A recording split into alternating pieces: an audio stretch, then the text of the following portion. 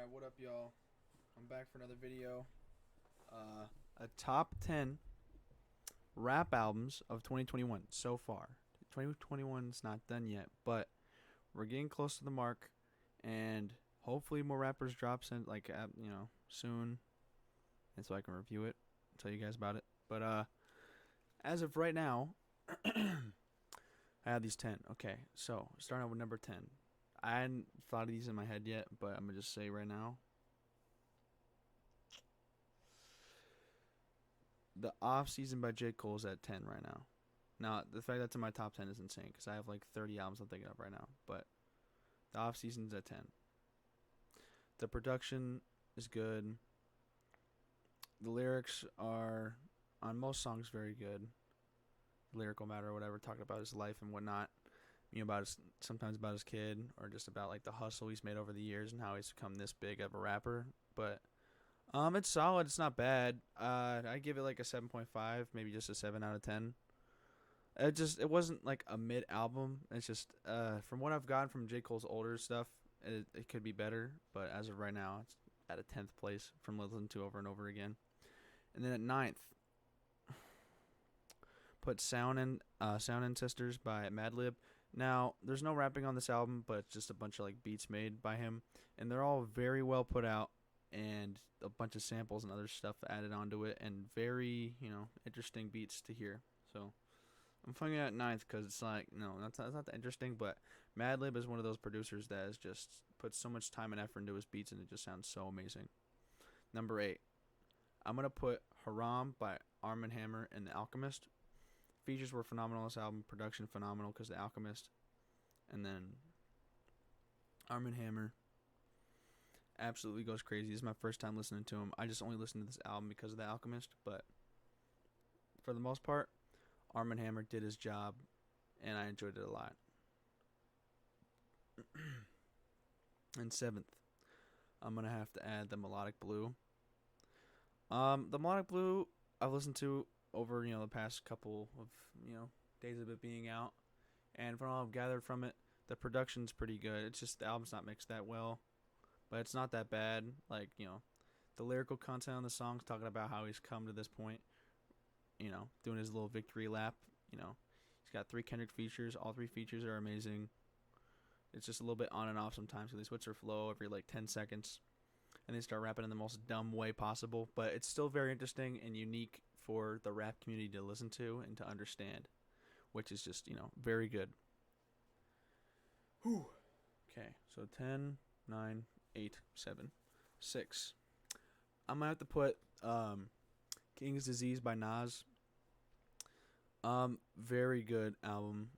Also, like from his last one, King's Disease 1 was good. It won the Grammy last year, but disappointed because Alfredo should have won. But we're not going to talk about that. We're going to talk about this album.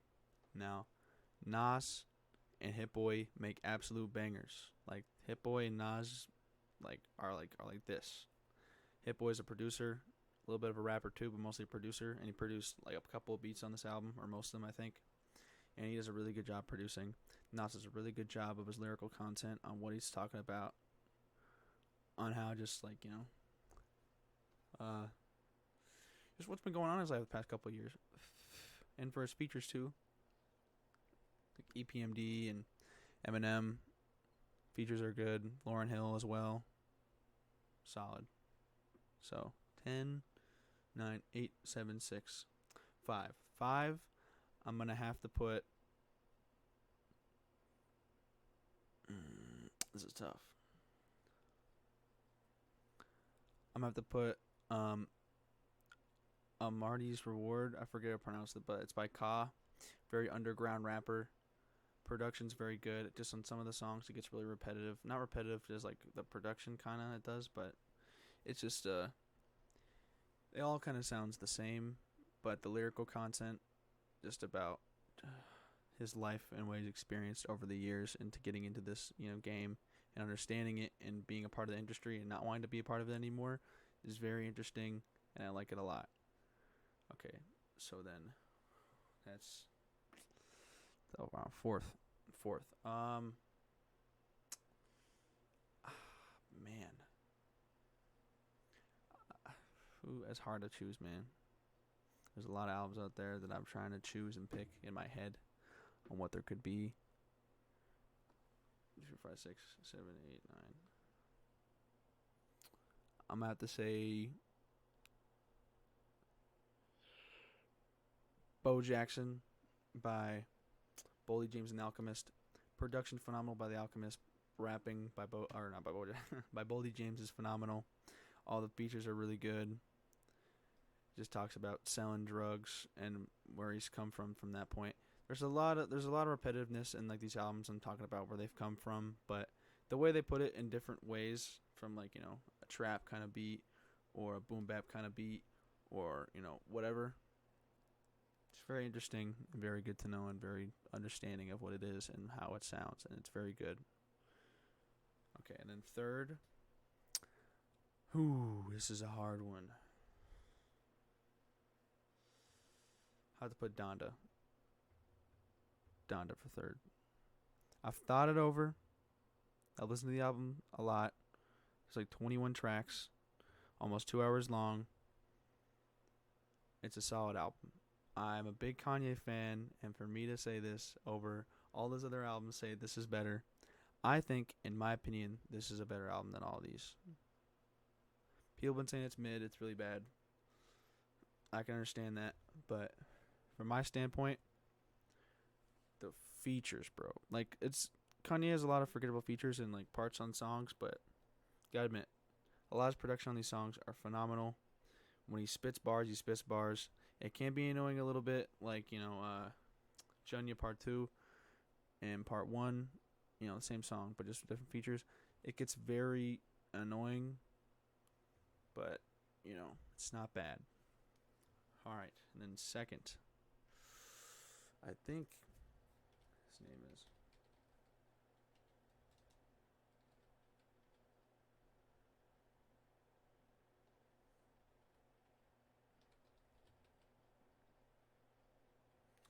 bro, I forget his name.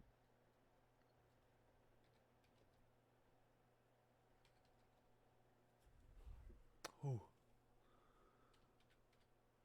What the fuck's this guy's name? You know what? I think no, that's not what it was. Okay, Kenny Mason came out with Angelic Hood Rat Deluxe version, but I count it as it came out in 2021, so I want to add that on there. So that's second. I'm gonna just think out the top of my head, but I remember this album. It's very good. There's only 2 songs like on here, but I swear to you, it's really good. Production is good. Lyricism is insane. I wouldn't say it's insane, but it's pretty good. The features: Denzel Curry, Freddie Gibbs, Amber Lucid.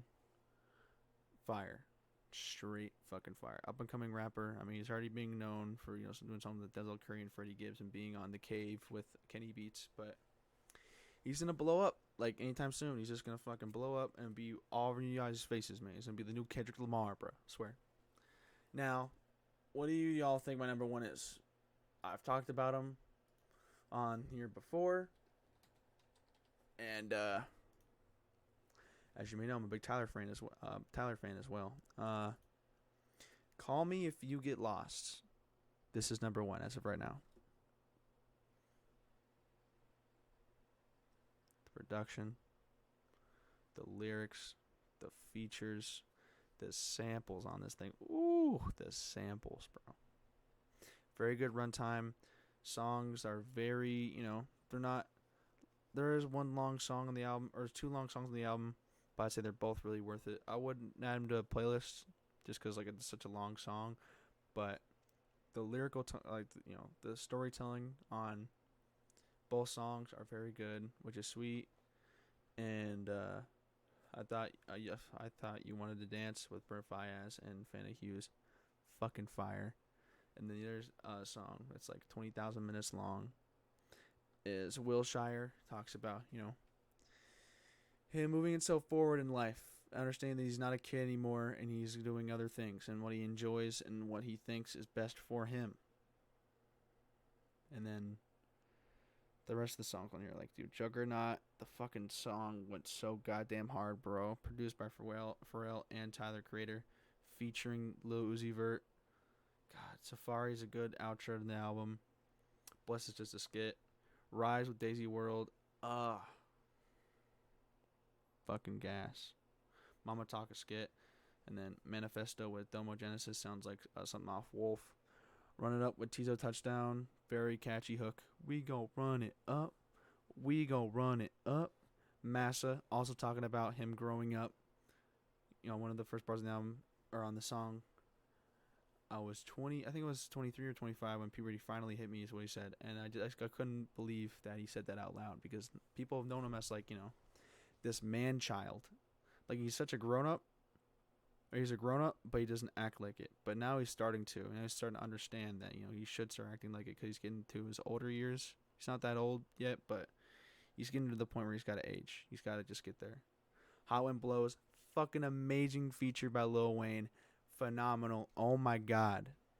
Desert Eagle underneath my coat, and what he said before, relating it to like a bird or something, and flying and shit, you know, it is just so fucking good. The sample, oh my god, it's so good. Lumberjack, very catchy. Rolls Royce, pull up. Black boy, how about? Shout out to my mother and my father didn't pull out. Fucking fire. What's your name? I'd never expected Youngboy to be on this track and it be that good.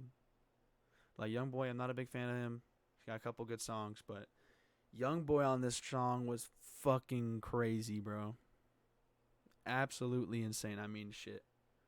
When I heard that, I had to restart it like 3 times because I couldn't believe myself. I was going to, you know, saying some hard ass shit. Like, oh, but yeah, boy, no fuck. But no, he was like, what is your name? What do you bring? And then Ty Dolla $ign on there. Just beautiful vocals. Limited with 42 Dugg, another weird feature on a song, but the horns and the trap just sound so fucking good.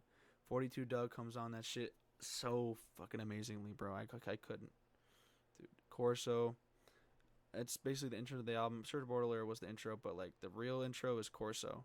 And it's hard as shit. Doesn't need any features. This is like real Tyler, what he's becoming towards.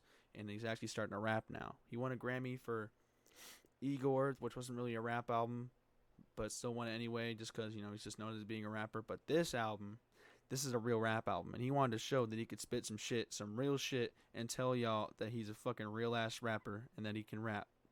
So people ain't calling him, you know, he's not a rapper. He is. He can spit shit, and it'll make fucking absolute sense, and it'll blow your mind. His lyricism's pretty good too, but, you know, it's nothing really too special. But he does say some bars here and there that are very interesting and very, you know, complicated. And you can look into it, and it's fucking fire. But yeah, that's my top 10 albums, guys. Hopefully y'all enjoyed the video. Leave a like, subscribe. You know, I'll come out with more videos too. I'll come out with more videos soon. Just like at the moment right now, I'm just, you know, doing schoolwork, working on the album, which will be coming out December 17th. So be ready.